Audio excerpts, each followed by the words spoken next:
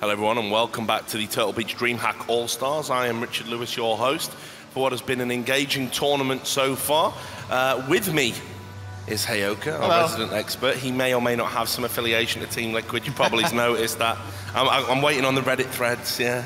Why did he have this biased guy on there? Yeah. But he is an expert as well. You're trying to get me to get the Reddit threads that you get. Yeah, it's true, actually. Who's this guy? Why is he the host? The title expert gets thrown around too easily these days. I just want to say, like, we've set a real low. That's why I'm a doctor. If this guy's an expert, I'm like a surgeon, okay? Well, of course, next to him, we've got the T-squared combination. It is, of course, Tetra and Todd, who've been ably casting the games. How are you so far enjoying the tournament? Yes. Yes, they are. yes, we are. That's the answer. The audience has been incredible. Yeah, they've really been into it, but I mean, I think that's mainly down to the fact that Team Liquid have been stomping everyone. They love Team Liquid. Yeah. It's been pretty good games, even though we've only had 2 hosts. Like, the last series was fun. A lot of people hanging in there and like kind of being like, we're still in this, we can do this, and then like, actually, no. Like Turns out we can't. Well, let's have a look at the brackets so far. We're at the halfway stage of the tournament, but if you're just joining us, this is what you've missed. We had Na'Vi versus Gamers 2 in the first game. Gamers 2 were, for us, or at least on the panel, surprise 2-0 winners. That was followed up by Team Liquid and Team Roccat. Team Liquid going through 2-0. Less of a surprise, that one, especially if you're Hayoka here on my left. Then we had Na'Vi versus Team Roccat. They're going to be squaring up against each other very shortly. But the Gamers 2 Team Liquid game, a replay of finals from DreamHack past. We just saw Team Liquid absolutely go ham and dominate Gamers 2, look good in the tournament. They're through to the grand final. Gamers 2 going to be playing the winner of the game we've got next. So cannot stress, this is crunch time. Na'Vi versus Roccat. One of these teams are going to go home. So let's talk about that, because we had Na'Vi down as like possibly beating Gamers 2 here. So they've surely got to be the hot favorites here, right? I would say so. Like, I was just speaking to Na'Vi just before we came on here, and like asked them about that game and how they feel about basically Gamers 2 being their block, just their entire mental block. They just can't seem to get past them. And they said they feel way more comfortable playing against Team Liquid than they do against Gamers 2. And they always get Gamers 2 first round every tournament. And they were, if the seeding system, they qualified for this at 4th seed. But because Fnatic dropped out and Roccat won the place, Na'Vi were moved up to 3rd seed and played Gamers 2 instead. So there's the mind games coming in. Like, I mean, interestingly, Liquid also agrees with that. They think that Na'Vi is the overall stronger team. They have more trouble against them than Gamers 2. So if this tournament plays out, like there's a scenario where Gamers 2 just plays Na'Vi again, in which case they have another repeat final, and that's really potentially unlucky for Na'Vi, because they are a very strong team. They just can't seem to break that Gamers 2 board. It's just a play style thing. Yeah. And we got Team Roccat there in the bottom. I'm just looking at Soccer. He's such a legend, isn't he? It's just great to see him. There he is, raising his arm. You can hear me, baby. The rare smile. But look, let's not write off Team Roccat. They are here as a bit of a wild card. They're a wild card team anyway. This new lineup's sort of coming together. Is there any chance that Na'Vi could get caught with their proverbial trousers down here and Roccat could do the upset? I think so. Like Roccat, they shouldn't be underestimated. They've been doing pretty well, you know, in the online scene as well. Maybe not as well as Na'Vi, but as you know, some of the stuff that we just talked about, it kind of feels like right now in the Heroes of the Storm scene at the high level, it's very matchup dependent. Like there is a few teams that you're going to be able to do well against, and some others you're going to struggle a little bit more. And I think it wasn't too long ago, I watched these 2 teams scream.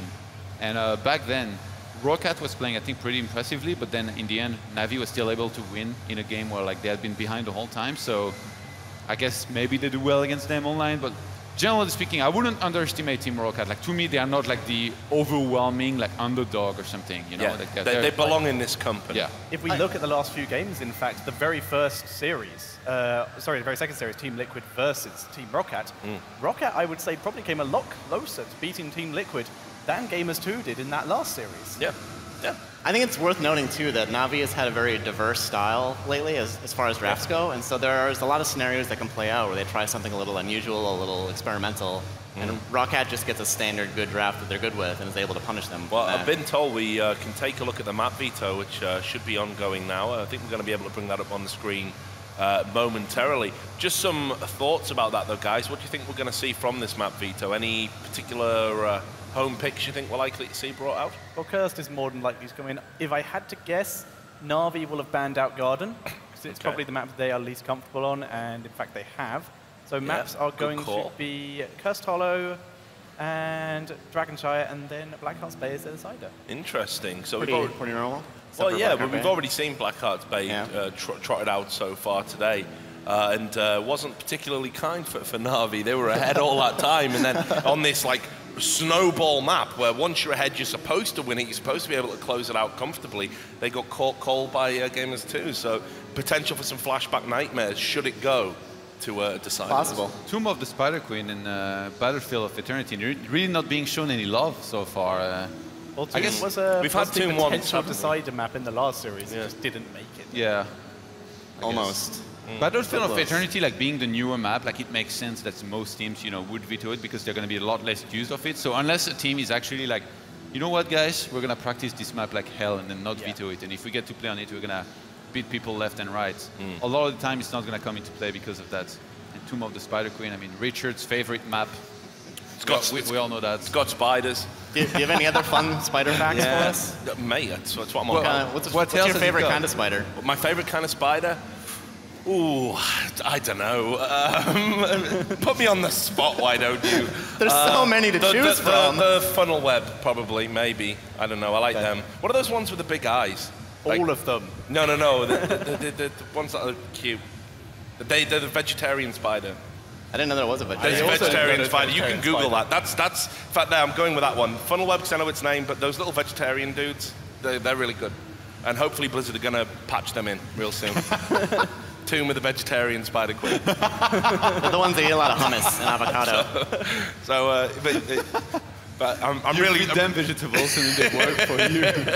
You're so ridiculous, Richard. I'm getting to show off my intimate knowledge here, not just of Heroes of the Storm, but also, of course, the Animal Kingdom. But yeah, so let's talk about what that veto means within the matchup context. I mean, I guess we're kind of leaning towards Na'Vi there. Is that a good map veto for Na'Vi?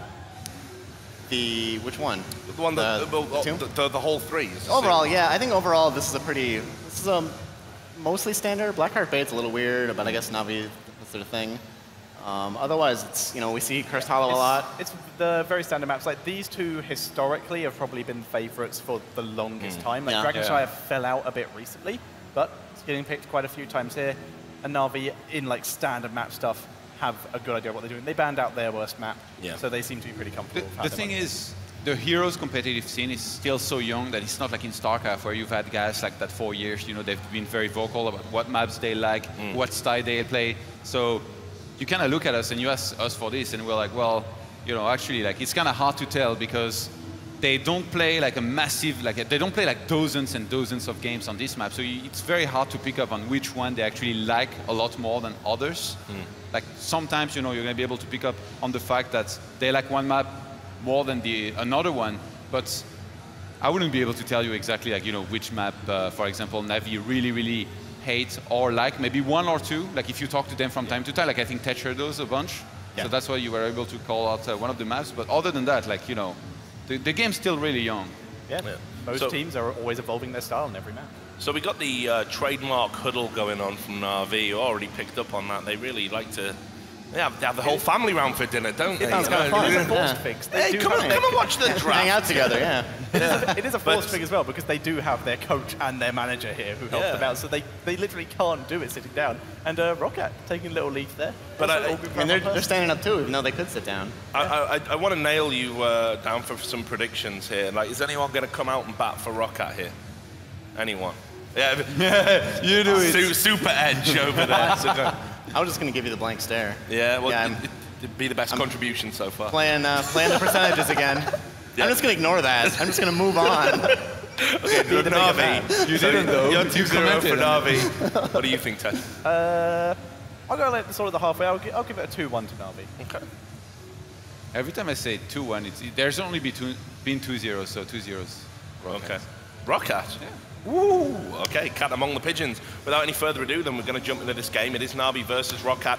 Got to say, one of these guys are going to be going home. We're now going to throw over to T-Squared. That's Tetcher and Todd to cast the game. Take it away, boys.